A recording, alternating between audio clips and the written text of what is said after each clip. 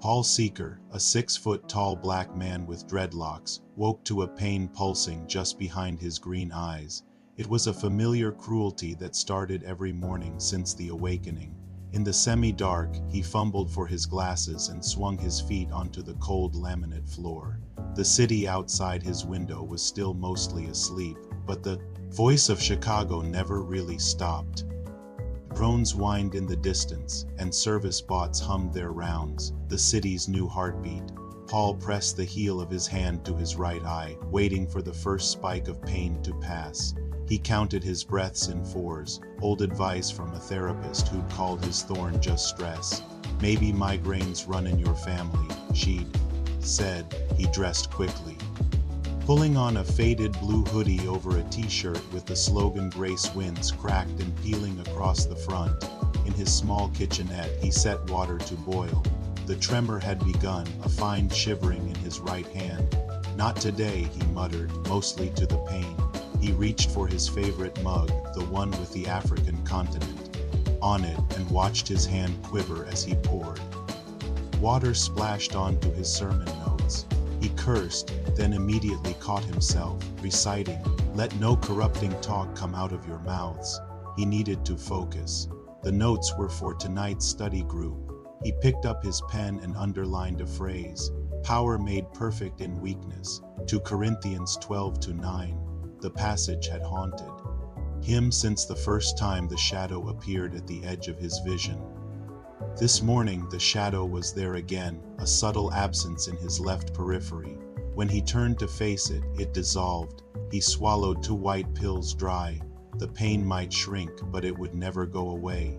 He padded barefoot to the window. A fleet of blue-lit delivery drones crossed above the L tracks. The world, despite its new weirdness, still looked like itself. He pressed his forehead against the cool glass. "Let me be enough today," he whispered. It wasn't an eloquent prayer, but it was the only one he had left. Later, he stood before the glass doors of his church, a converted warehouse called the Table. The doors were covered in a shifting film, and today it was a dove, wings spread.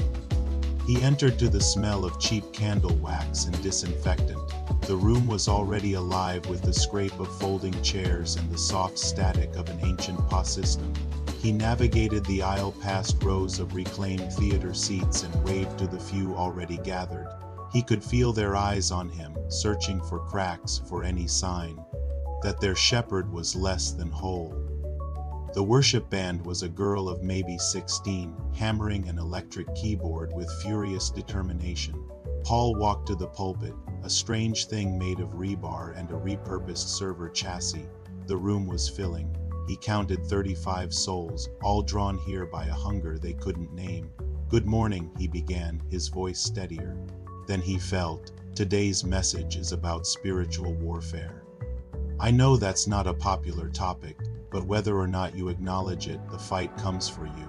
He scanned the room, his eyes landing on a woman sitting alone, her face a mask of patient suffering. "Some of you woke up fighting this morning," he continued. "Maybe it was fear, addiction, or the endless spiral of news feeds that make you feel like you're drowning." I want to read from Ephesians. "For we do not wrestle against flesh and blood, but against the cosmic powers over this present darkness." The temperature in the room seemed to dip. Paul smiled a thin, hard line. "You know that darkness," he said, "but it's not just outside, is it? Sometimes it's right here."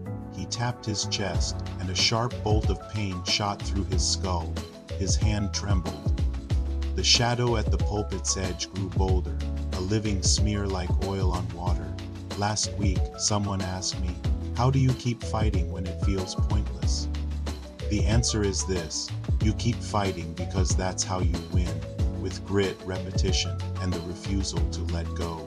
He leaned into the mic. "I'm not immune to this. There are days the pain is so real, I can't see straight. But I stand here anyway, because I believe weakness is not a curse. It is a weapon."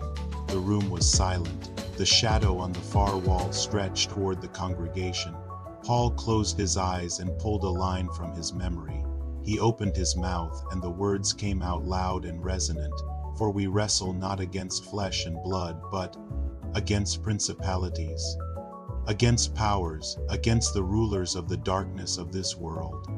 As he spoke, a heat started in his gut and flooded his limbs. The light in the room flickered. The shadow recoiled, hissing in retreat. Paul barely noticed his hands now glowed with a soft radiance. He kept speaking, his voice rising. "Therefore put on the full armor of God, that when the day of evil comes, you may be able to stand your ground." With every line, the room grew brighter, the chill receding, the shadows shrinking to nothing. Paul finally let the silence return, sagging against the pulpit, the migraine replaced by a vast, clean exhaustion. People were standing, some with hands lifted, drawn to the light still faintly burning in his hands. He let it fade, then offered the closing benediction. "The Lord bless you and keep you. Go in peace." You can find out what happens next to Paul Seeker and his congregation. Get the book Thorn at rodneyhamwrightbooks.com. Thanks for watching.